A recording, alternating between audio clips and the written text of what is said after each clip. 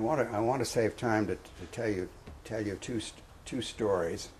The first one is to give you a little flavor of what it was like here in those early days, and I'm going to do that by quoting from a letter. Actually, it was an article written by Harry Hollins. You remember he was the broker for Willie K. Vanderbilt and the fellow who owned most of East Islip. He wrote an article called Happy Hunting Grounds. And it's much too long for me to read all of it, but I'm going to read a little bit of it because I think it gives you the feeling of what this club was like, and think in terms of about 1870s, 1880s. To give some idea how wild this section was, the section is right out here.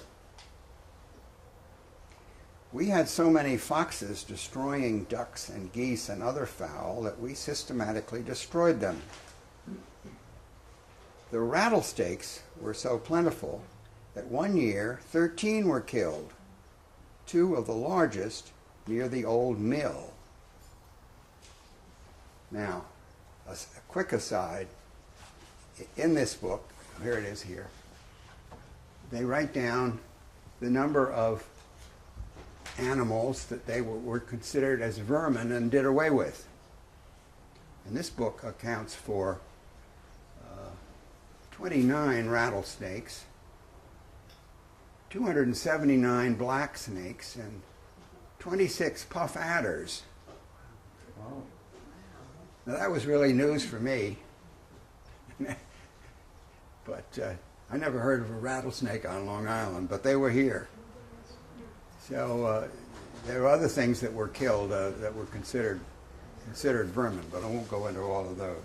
So I will continue. The deer, however, had been steadily decreasing, and not until the 1880s, when Mr. Roland Redmond obtained some from the state and turned them loose, did they increase.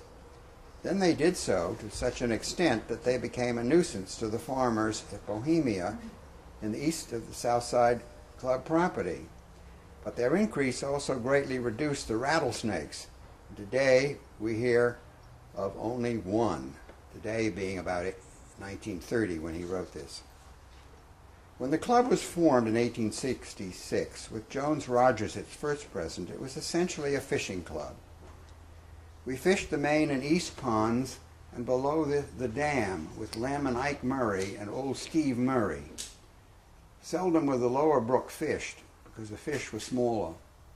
Old Mr. Moore, a very religious man and observer of the Sabbath at home, used to push up Sunday mornings after breakfast and anchor his boat between the first island and the west shore. This was such a habit his that the water was called Moore's Pew, Moore being the father of D.R. Moore and the son of Professor Clement C. Moore, who wrote The Night Before Christmas. My father-in-law, William K. Knapp, used to tell how a party of men arrived in the autumn one year. Someone suggested black duck for dinner, and old Obie was appealed to.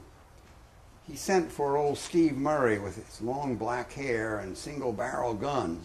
In about a half an hour, there was a tremendous roar below the mill. In a short time, Steve appeared with 9 black ducks.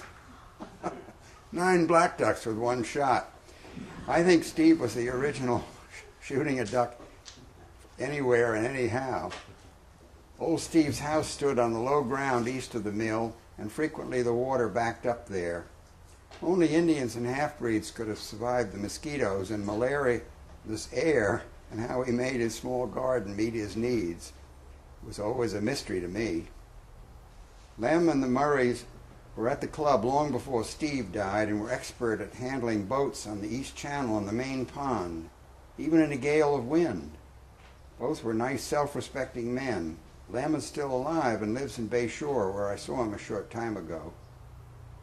Speaking of mosquitoes reminds me that in the popular day of the club, with Benkard, Osgood, Redmond, and Nelson and others, we had to burn incense in the dining room under the table to make it possible for the ladies to sit through dinner. With all the primitive outings, no baths, small rooms, and mosquito netting in every door and window, we had a jolly time. Well, it goes on in that vein. It's wonderful to. I just wish maybe it'd be worth someone's time to print this up and make it available to your membership, because I think it runs on about 6 pages, and I think everybody that's interested in the past of this place would get a good feeling for what Harry Hollins wrote that time.